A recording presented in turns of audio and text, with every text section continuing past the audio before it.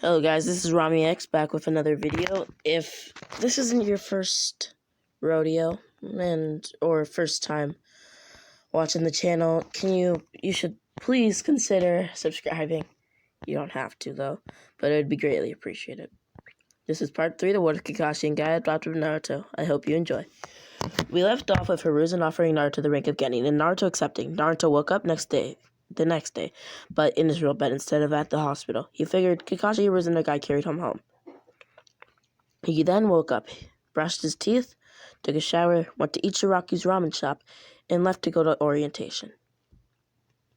Naruto walked in and everyone in the room looked at him in confusion because he was only 9 and they were all about 12.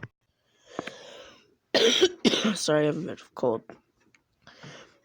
Naruto sat down and looked around at the others who were becoming Genin. He then looked at the speaker, Ebisu-sensei. After the assembly, he went on 24 D-rank missions because he used Shadow Clone, since it didn't take much effort to do the missions he was assigned. Doing stuff like finding lost cats, picking up dog poop, or even doing chores for people. The next day, Guy and Kakashi congratulated him on finishing so many missions in one day, even though they were all D-rank missions. He then hung out with his two friends, Shikamaru and Choji, telling them that from now on, when they hang out, it would only be a Shadow Clone version of himself. Because he wants to focus on becoming a Jonin, they're okay with it, and he makes a clone and leaves. He then goes to the Hokage Tower asking if he could get a C-rank mission, and Hiruzen agrees because he wants to see him truly on the battlefield. So later that day, Naruto meets up with the 3-man squad he was to do the mission with, and the Jonin squad master congratulated Naruto and briefed them on the mission they would be doing. It was a bandit mission and a rescue, so there was a possibility of it being dangerous. They get to the spot where the bandits were holding the 2 ninjas they were supposed to rescue and realize they were Kumogakure ninja, otherwise known as ninja from the Hidden Cloud Village. One with blonde hair and one with blonde braids and 6 blades in his back. Naruto and their Jonin squad leaders were assessing the situation. Naruto whispered to his squad, saying, "These guys look like Jonin." His Jonin squad leader agrees.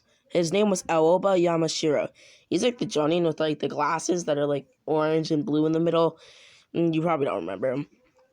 They get ready to engage with Naruto activating the first gate of opening, and they engage with the bandits. Naruto tells them to stay back, his teammates that is, and he takes down all 30 bandits in about 20 seconds, and the 2 cloud ninjas stand up and say, "Good job, brat." Naruto looked, saying, "Hello, I am Naruto Uzumaki, 9 years old Genin." And they say, "We're Jonin from the Hidden Cloud." So he asked them, "How could you get caught by them?" Then they replied, "Our older brother needed us to, so we could obtain info on this group that has interest in tailed beasts and Jinchuriki." Naruto was confused, asking, "I know what a tailed beast is, but what is a Jinchuriki?" They explain, and Naruto says, "So I'm a Jinchuriki." They say, "Are you sure?" He then says, "I have a tailed beast, the 9 tails, so doesn't that make me one?" They were shocked and get ready to fight. Naruto says, "I didn't want to fight you guys, but fine."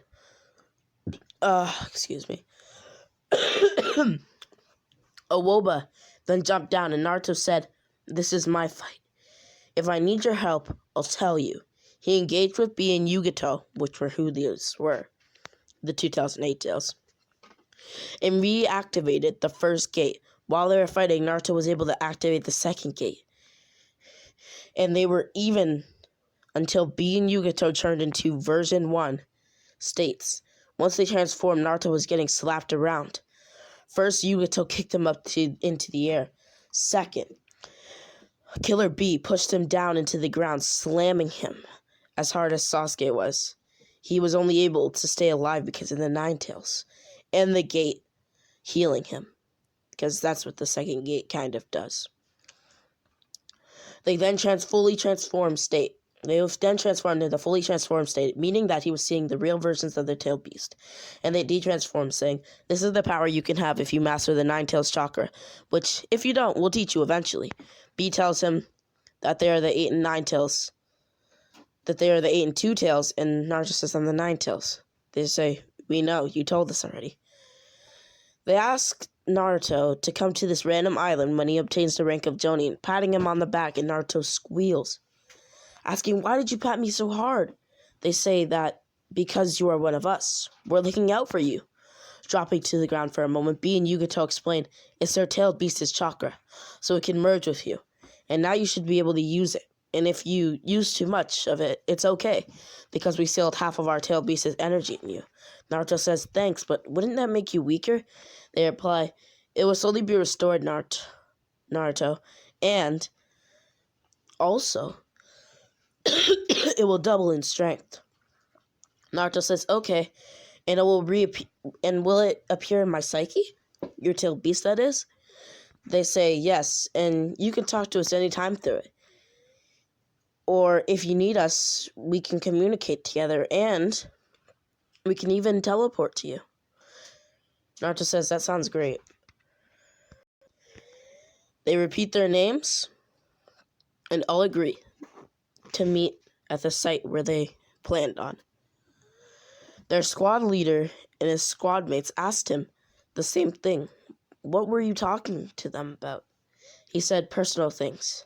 They say, what do you mean? He replies, they're my brother and sister. They say, are you sure? They look nothing like you. But all right. And he says, I know, but that doesn't matter. They returned to the village, and Hiruzen congratulated all of them, but especially Naruto, saying, you displayed the skills of a Jonin, or at least a high-level Chunin ninja. Being able to even stand a chance against Jinchuriki, who mastered the tailed beast, and two at that, even if they were holding back, that's a feat in itself. That would even give me a workout. Naruto brought it up to Guy and Kakashi while they were eating dinner. Guy and Kakashi almost choked on their food, and Naruto said, no, for real, when they denied that it was true. And they said, that's amazing. Even we would probably lose to them if they were going all out. Guy laughed, saying, why aren't you dead? He replied, I used the second gate, and now we're friends. They replied at the same time, saying, you didn't tell us why you're not dead, but all right.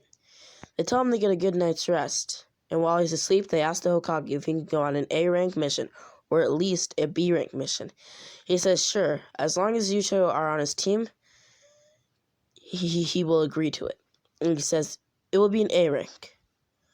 They say okay, and Guy leaves to go to bed, and Kakashi goes to buy a sheath for Naruto's blade.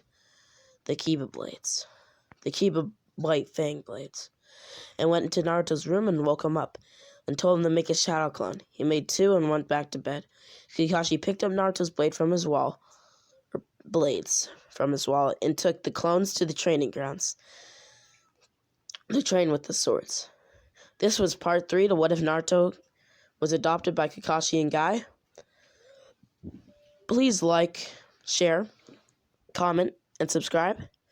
See you next time. This was Rami X, signing off.